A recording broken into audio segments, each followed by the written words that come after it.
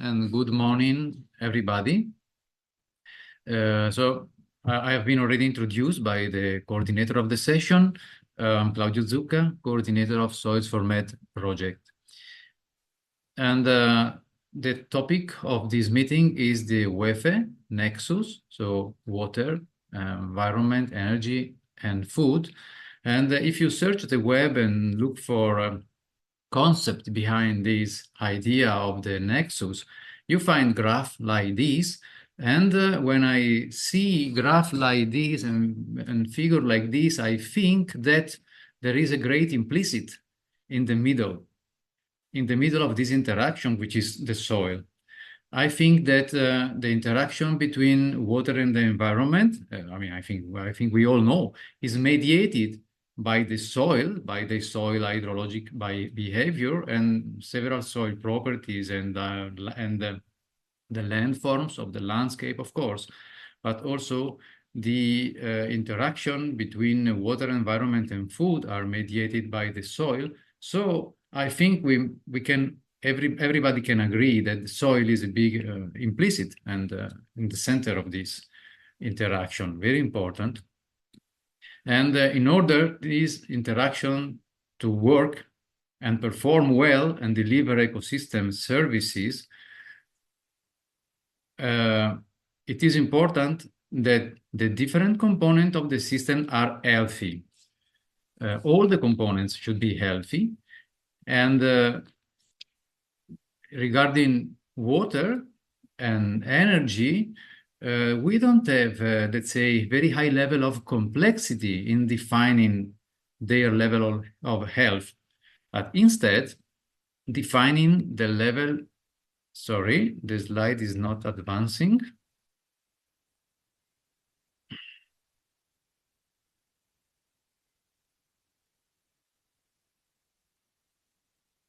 Sorry, I have a problem with the slide. They don't advance.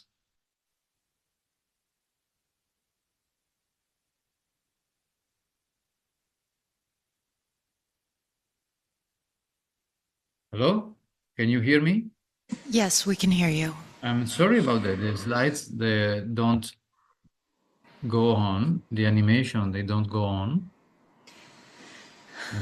Is it a PDF or PowerPoint? No, it is a PowerPoint with animations. And normally it works. Now it's not reacting at all. Maybe you can continue without the animation if you can get off full screen and just see the rest, if that's a problem. It's not... okay. It's not allowing me to stop. Let me see. So let's try again. Okay, now.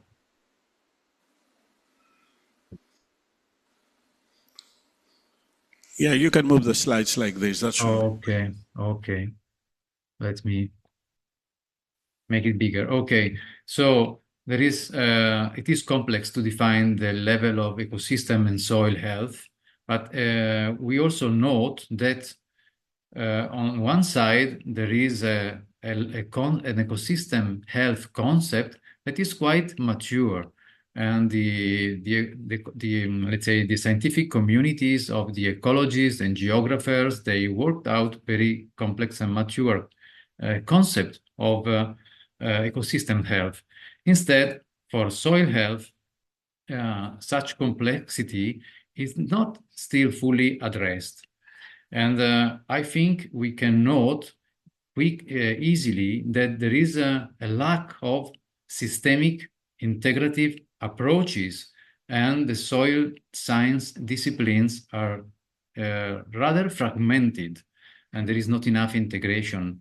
Also, sometimes soil scientists, soil discipline seems to rely on assumptions on the universal comparability of the soils, like if the soils were all the same, and also on assumptions on the continuity of the soils. And we know that soil body are not continuous. They have interruptions, discontinuities, and sometimes soil health monitoring is done in a quite relatively blind way, meaning that we sample, or the surveyors sample, but they don't really take care, or not always take care, to what they sample, if it is a soil or a sediment, or if they are sampling organic horizon or mineral horizons, or if they are sampling one type of soil or another type of soil.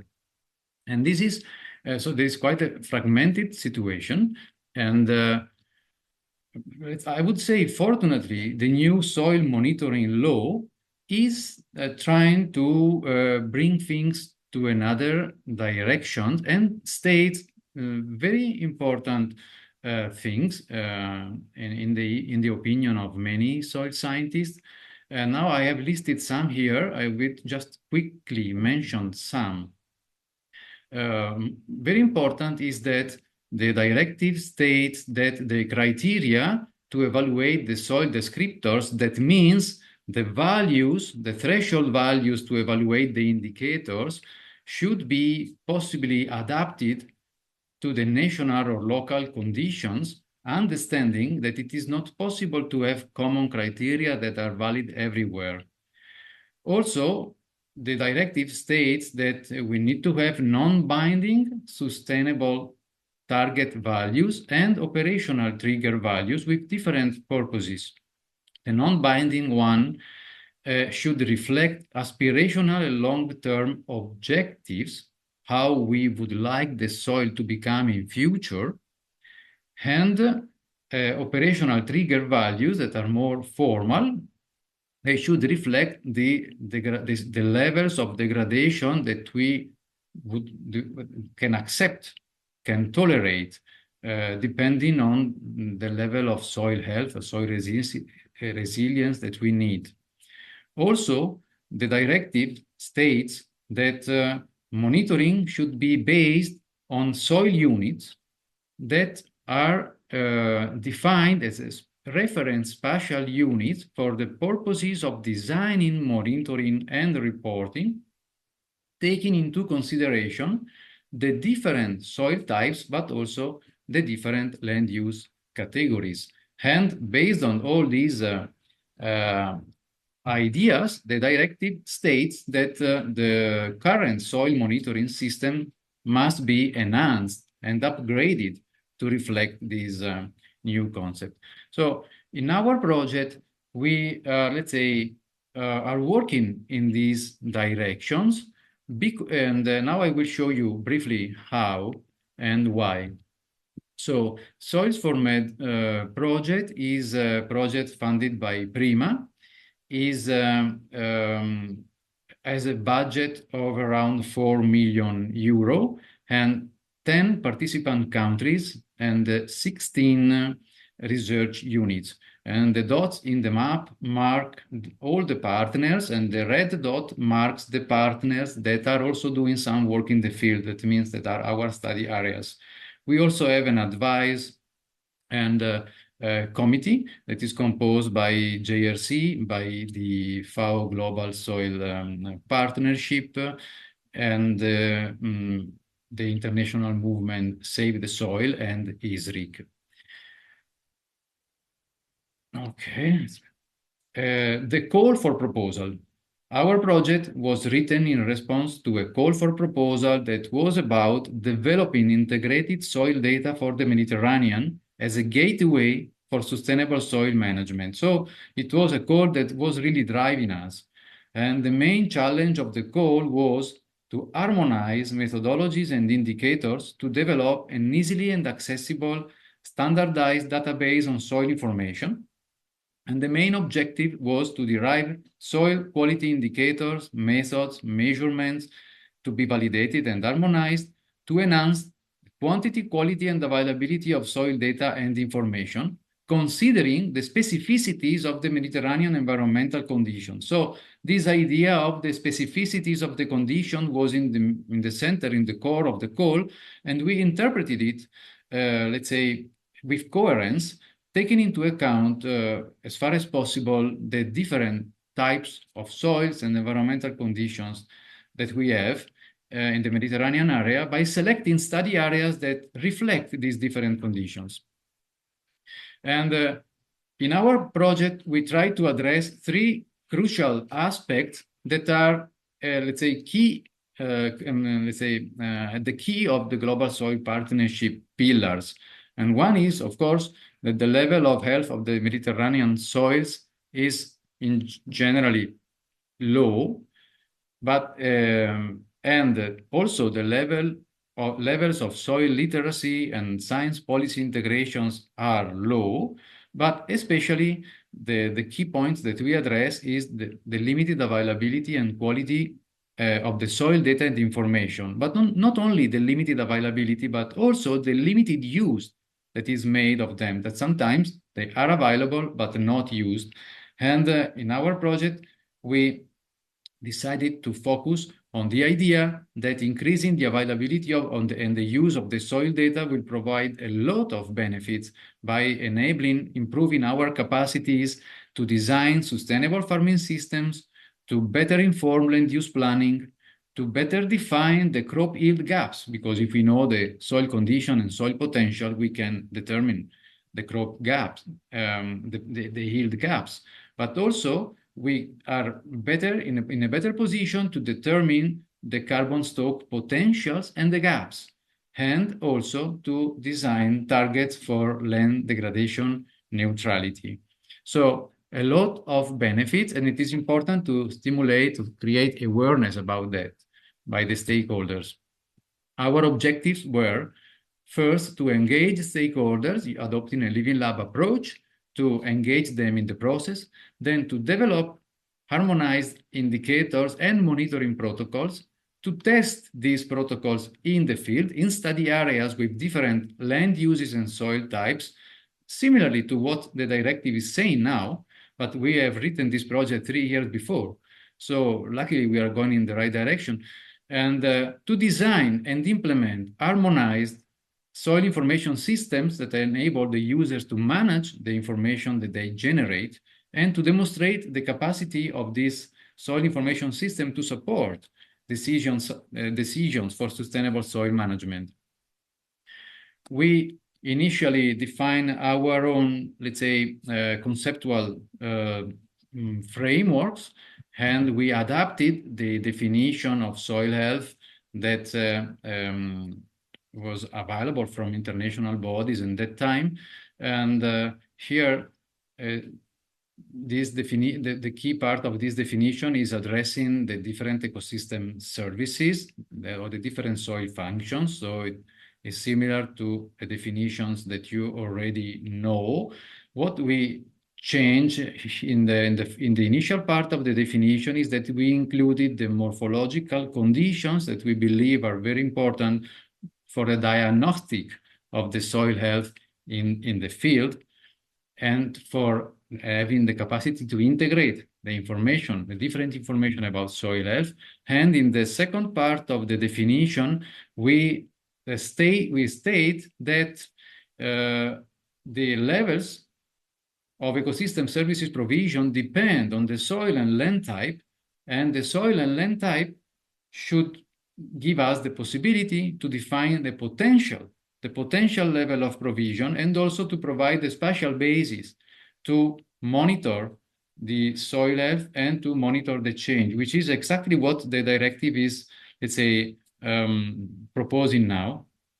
We also, in the final part, we also insist on the fact that evaluation, let's say, defining target for soil health means applying a trade-off approach, because sometimes in order to increase the functions and the provision of services in one direction, you are obliged to decrease provision of services in another direction.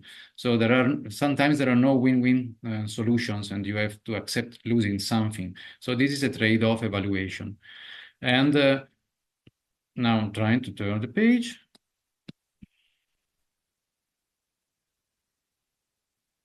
We defined our detailed protocol for field and lab determination based on the standard, internationally agreed standard of work, and we are applying it in parallel in all the field sites, the study areas. We develop a framework to develop indicators and indicator threshold. But here, the idea is that we are trying through our experimental setting to answer some key questions, especially how much can we, are we able or not to define the potential level, the desired level for the different types of environment and soil types. And this is a very ambitious question that will need further research in future. We are starting addressing this. Another aspect that we are evaluating is that about how to integrate the different information, because now there is a prevalence of methods that integrate based on additive, let's say, actions, but sometimes you really need to be able to integrate in the field, especially sometimes soil structure, as you see in the picture here, can influence most of the soil properties, and you can measure something in the lab, obtain numbers, but if you don't compare the numbers with what you have seen and touched in the field, sometimes you get a very misleading idea of how the soil works and functions. And we have designed and developed our soil information system as a web GIS system that is going to be installed at host institutions that are linked to the partner, that are institutional bodies. And this system has the capacity to integrate different types of information, not only the information collected in the field within our project, but also information that is available as a legacy information, both point data and soil maps, because we believe that it is very important to integrate these different types of information, past soil information, pull out of the archives and make it usable, and to use this information to support the interpretation of what we collect in the field. And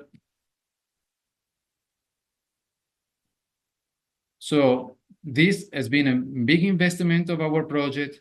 We collected thousands of legacy point data, and we invested a lot of time in harmonizing this data, because sometimes different methodologies to collect data in the field, to make analysis in the lab, and different soil classifications. So we invested a lot in harmonization and in defining ways to harmonize this data.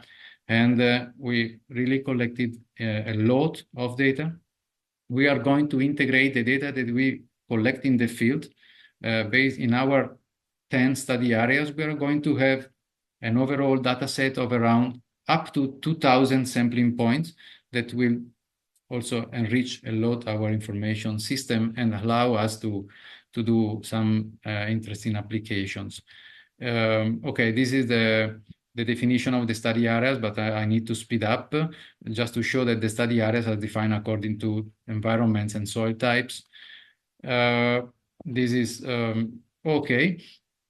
The structure, the design of the information system has been thought to be flexible, to give the possibility to integrate data from different projects and different sources, so to make them interoperable.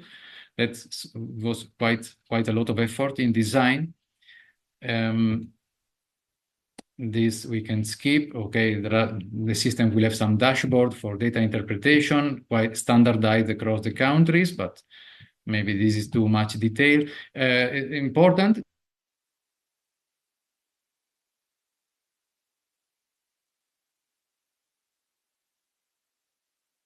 of soft commitment to install this tool and to use it as a soil information system in their countries or regions. And this is happening especially in Jordan, in Lebanon, in Morocco, at the subnational level, also in Turkey with the municipality of Adana, and in Italy with the Apulia region, and also in Greece we have the case of the Patras University, but other agreements are being taken. Finally, our last objective and commitment was to demonstrate that how all this data can be used to support the decision. So For these purposes, we are doing two types of actions.